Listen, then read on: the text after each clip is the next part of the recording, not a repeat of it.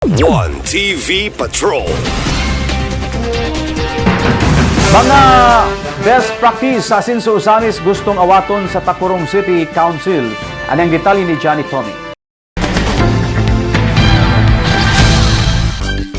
Interesado ang mga miyembro sa City Council sa Tacurong City nga ipatuman usab sa ilang syudad ang mga programa o proyekto nga napatuman sa Asinso Usamis Administration sa pakikinabi ni Tacurong City Vice Mayor Lina Montilla nga pipila sa mga programa sa Asinso Usamis Administration nga ilang gikabiliban pag-ayo mao ang Free Hospitalization Program o ang Free Housing Acquisition. Ilang gilakip ang Usamis City sa ilang benchmarking itinerary, human na paniog ang Usamis sa mga maayong gawi o programa ilalom sa Asinso Usamis Administration.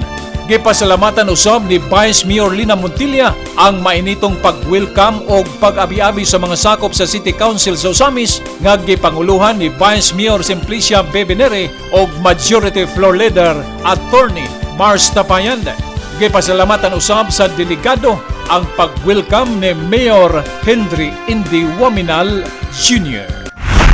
So, I would like to thank the Vice Mayor Neri and the rest of the City Council and also Mayor Waminal for a warm welcome and sharing of their best practice to Tacurong City that we could replicate also in our city, and we appreciate yung mga medical assistance nyo po and also yung mga best practice nyo sa kasalan ng bayan, and also yung housing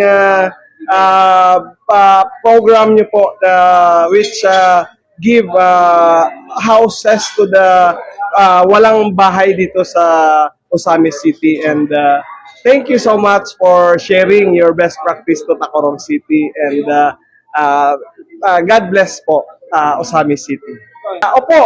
We went po sa Cagayan de Oro before coming here, and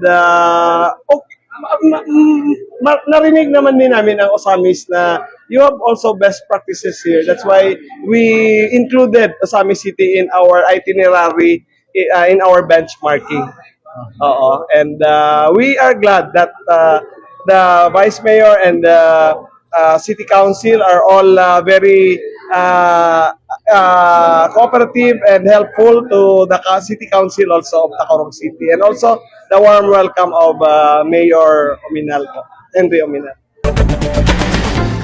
Alang sa One TV Patrol, Johnny Tommy reporting. One TV Patrol.